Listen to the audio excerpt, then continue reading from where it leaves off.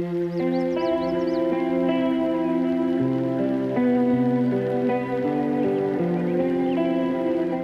guys, welcome back to my channel. This is Nancy Sharma and I'm back again with another video, and today's video is going to be about Phuket. आप अगर नहीं देखे हो तो already मैंने episode 1, episode 2, episode 3 and उसके साथ pack with me for Thailand already डाल चुकी हूँ, and you should definitely check that out if you're interested in Thailand, if you're planning a trip to Thailand, or maybe you're manifesting a trip to Thailand this year or maybe next year. So I think you should definitely check that video. And आज की video होने वाली है episode 4, and episode 4 में हम क्या क्या cover करेंगे वो इंट्रोडक्शन में ऑलरेडी घर पे हूँ ऑब्वियसली, एंड मैं इंट्रोडक्शन देने के लिए मैंने वीडियो अलग से बनाई है सो दैट आगे क्या होने वाला है यू शुड नो. तो इसमें हम क्लॉक टावर कवर करेंगे, clock tower the iconic clock tower. वहाँ पे एक म्यूजियम है फुकेट ओल्ड टाउन में, वो करेंगे कवर. एंड उसके साथ हम वहाँ की हिस्ट्री भी जानेंगे कि वो कहाँ पे क्या चीज़ है, एंड थोड़ा भी अगर आप कहीं जा रहे हो एंड वहाँ के कल्चर एंड वहाँ का हिस्ट्री जानने में इंटरेस्ट है देन तो बहुत मज़ा आने वाली है आपको. And then the next thing that will cover कि हम वहाँ पे कहाँ पे मैंगो स्टिकी राइस और मैंगो शेक्स वगैरह मिलता है जो बहुत फेमस स्पॉट्स है. And I also cover few famous cafes जहाँ पे मैंने खाया एंड वो मुझे अच्छा लगा. And I tell you all the details, so let's get started without any further delay. And हाँ, सब्सक्राइब करना मत भूलना बिकॉज थाईलैंड पे मैं पूरी सीरीज़ करने वाली क्योंकि मैंने सदर्न थाईलैंड और नॉर्दर्न थाईलैंड दोनों एक्सप्लोर किया था एंड मैं ऑलरेडी 5 सिटीज़ कवर कर चुकी हूँ थाईलैंड में. तो I have so much to tell, so yeah let's get started. And हाँ, पुरानी वीडियोस जाके देख लेना अगर तुम्हें होटल नेम वगैरह जानना हो, कहाँ स्टे करना है, कितने की फ़्लाइट्स पड़ेगी एंड एवरीथिंग. एंड मैंने पूरा guide, literally guide day 1, day 2, day 3 के हिसाब से अपने कम्युनिटी पोस्ट में भी डाल रखा है फ़ोटोज़ के फॉर्म में, तो you can check that as well. So चलो जल्दी से स्टार्ट करते हैं.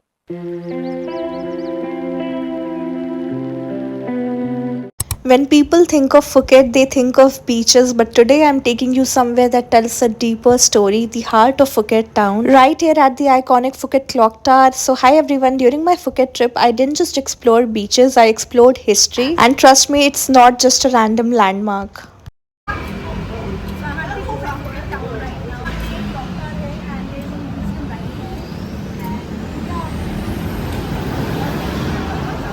एंड मुझे पता चला एक्सप्लोर करने के बाद कि फुकेट में 19th सेंचुरी में सबसे ज़्यादा ट्रेडिंग होने लगी फॉर द टिन, एंड इसकी वजह से traders from China, India and the peninsula arrived here, and this area around the clock tower became a central hub of business. And इसके अलावा आप चाहो तो रात में आना, अगर यहाँ के आसपास आपका होटल है तो रात में आके ये क्लॉक टावर देखना क्योंकि रात में इसमें लाइटनिंग हो जाती है और वो बहुत सुंदर लगने लगता है. मैं आपको आगे ये भी बताऊंगी कि हिंदूज़ कैसे थाईलैंड में आए एंड कैसे यहाँ पे इस्लाम आया एंड कैसे बहुत सारे कल्चर्स यहाँ पे आने के बाद ये एक मिक्स्ड कल्चर वाला कंट्री बना एंड लोगों ने इसे अडाप्ट किया. तो मैं फाइनली म्यूजियम पहुंच चुकी हूँ. This is the museum and I show you guys around. तो एक्चुअली जो चाइनीज़ वर्कर्स थे वो माइनिंग एरा, जो टिन माइनिंग का एरा था, उस टाइम पे माइग्रेट किए यहाँ पे एंड वो परमानेंटली सेटल हो गए यहाँ पे. उन्होंने शादी कर ली यहाँ पे. तो फुकेट ओल्ड टाउन में क्लॉक टावर के पास जितनी भी आप बिल्डिंग्स देखते हो अलग अलग कलर्स की, वो एक्चुअली साइनो पोर्टुगीज़ आर्किटेक्चर का पार्ट है.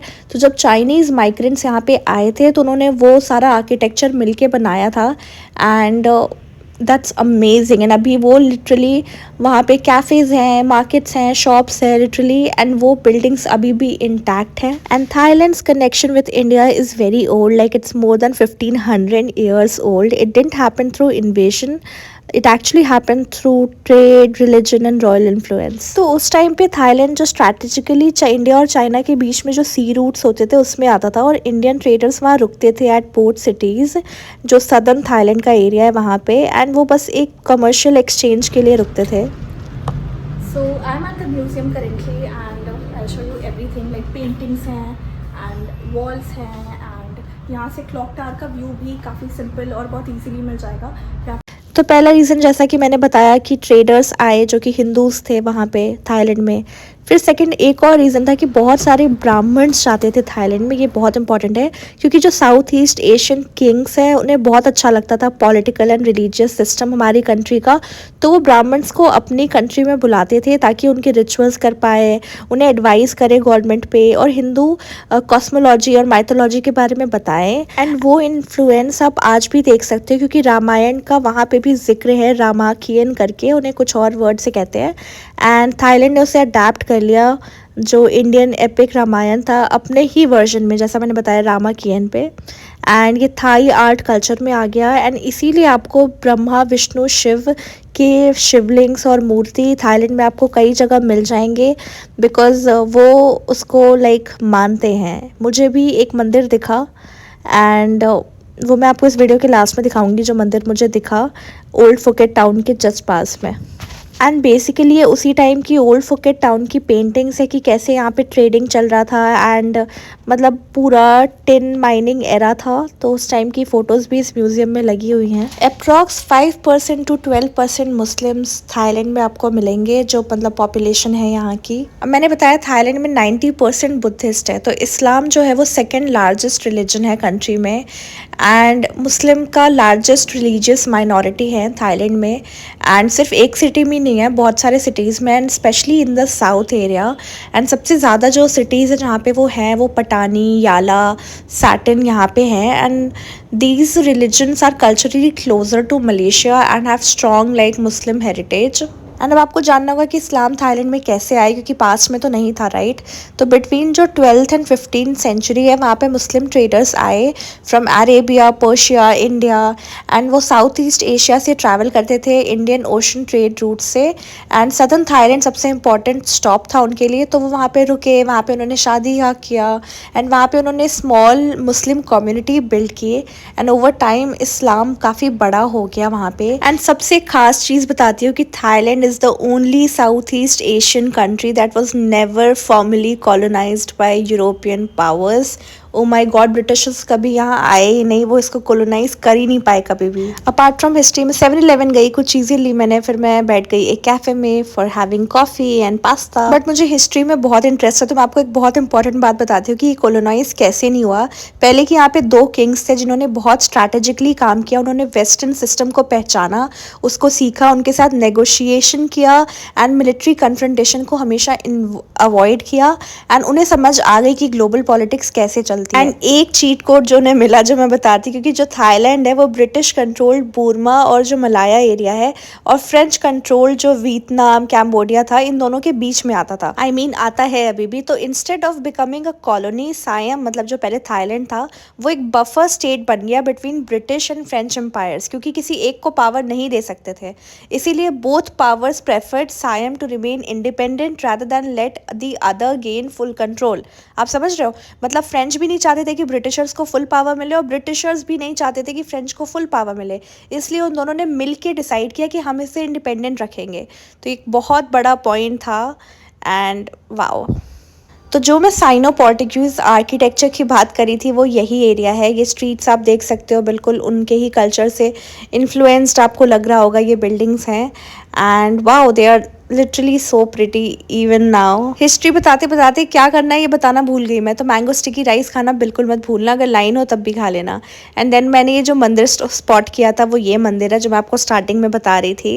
एंड देन वापस जाते वक्त मुझे ये सेंट्रल फुकेट मॉल स्पॉट किया मैंने। यहाँ पे डियोर और जितने भी बड़े बड़े ब्रांड्स हैं, प्राडा, उसके शोरूम्स हैं यहाँ पे, तो लोग लिटरली यहाँ शॉपिंग करने आते हैं, ब्रांडेड चीज़ें।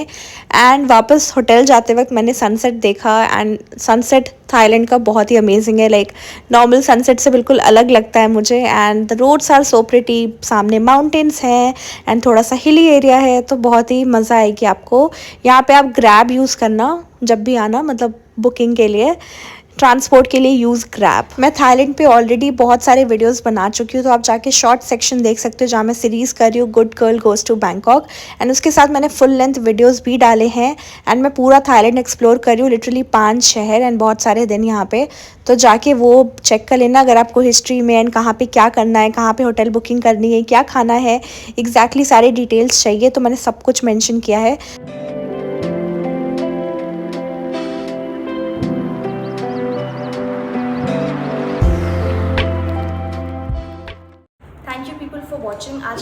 काफ़ी है। मिलते हैं एपिसोड 5 में।